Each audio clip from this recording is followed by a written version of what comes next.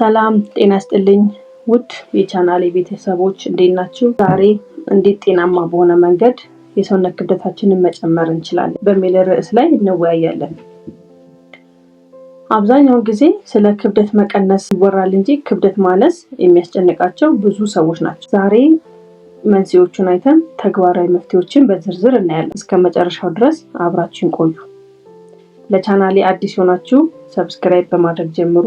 መፍትሄው ጋር ከመሄዳችን በፊት ግን መጀመሪያ ስለ ክብደት መቀነስ ምክንያቶቹን እናያለን። በምን ምክንያት ነው ክብደታችን የሚቀንሱ? 4 ስቴፖችን አስቀምጫለሁ። እነዚህን እናያለን። የመጀመሪያው የዘር ግንድ ወይንም ደግሞ ጄኔቲክ። አንዳንዶቻችን በተፈጥሮ ምግባችንን በፍጥነት የሚያቃጥል ሃይ ሜታቦሊዝም አለ። ሌላው የምግብ ፍላጎት ማጣት በጭንቀት ወይንም ደግሞ በተለያዩ ምክንያቶች የመብላት ፍላጎት መቀነስ። ሶስተኛው ከፍተኛ እንቅስቃሴ። ከምንወስደው ካሎሪ በላይ የምናቃጥል ከሆነ ክብደታችን አይጨምርም። ሌላውና ዋናው ነገር ደግሞ ጤና ነው።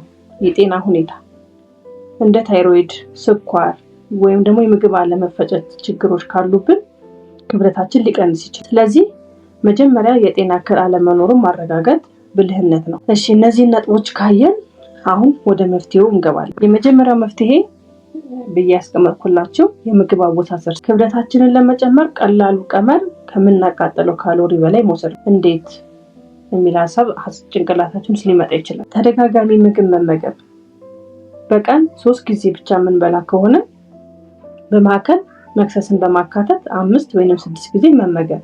ሌላው በንጥረ ነገር የበለጸጉ ምግቦችን መጠቀም። ዝም ብሎ እንደ ዘይት የበዛበት ምግብ ሳይሆን እንደ አቮካዶ፣ ለውዝ፣ ቂቤ፣ እንቁላልና ስጋ ያሉ የጡንቻን ክብደት የሚጨምሩ ምግቦችን ማዘውተር። እነዚህ ከዘረዘርናቸው ውስጥ ደግሞ ውስጣቸው ምን አለ፣ ምን ይዟል የሚለውን ነገር ደግሞ በዝርዝር እናያለን። የመጀመሪያውና ዋናው አቮካዶና ለውዝ። አቮካዶ በአንድ ፍሬ ውስጥ እስከ 320 ካሎሪን ይይዛል። ለውዝ ደግሞ በትንሽ መጠን ከፍተኛ ጉልበትን ይሰጠናል። ሌላው ሩዝ፣ ድንች እና ዳቦ።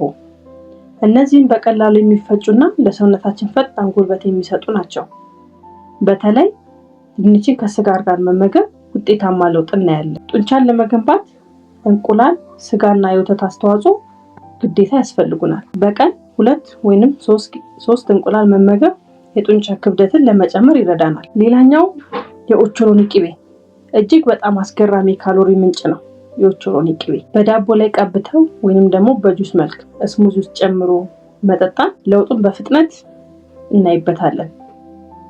እንደ ሙዝ እና ማንጎ ያሉ ፍራፍሬዎች ደግሞ ከፍተኛ ስኳር ካሎሪ ስላላቸው እነዚህን አቀላቅሎ ወይንም ደግሞ እንደ ሼክ ሰርቶ መጠጣት ሆዳችን ሳይሞላ ክብደትን ለመጨመር ምርጥ መንገድ ነው። ፈሳሽ አጠቃቀም ስንል ከምግብ በፊት በብዛት ውሃ የምንጠጣ ከሆነ የምግብ ፍላጎታችንን ስለሚቀንስ ምግብ ከበላን በኋላ መጠጣት ይመረጣል። ሌላኛው መፍትሄ የአካል ብቃት እንቅስቃሴ ነው። ብዙ ሰዎች ክብደትን ለመጨመር ስፖርት አያስፈልግም ይላሉ።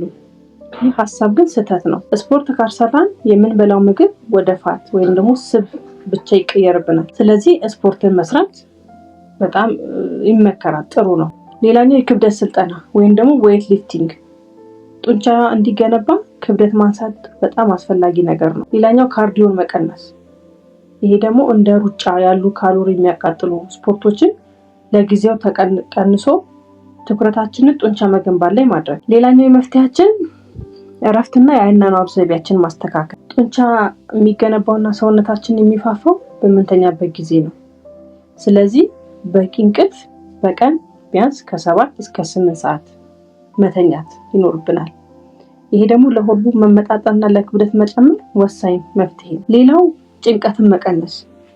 ከፍተኛ ጭንቀት ለክብደት መቀነስ ትልቁ ምክንያት ነው። ስለዚህ ራሳችንን ዘና ማድረግ ያስፈልገናል፣ ሪላክስ ማድረግ ያስፈልገናል።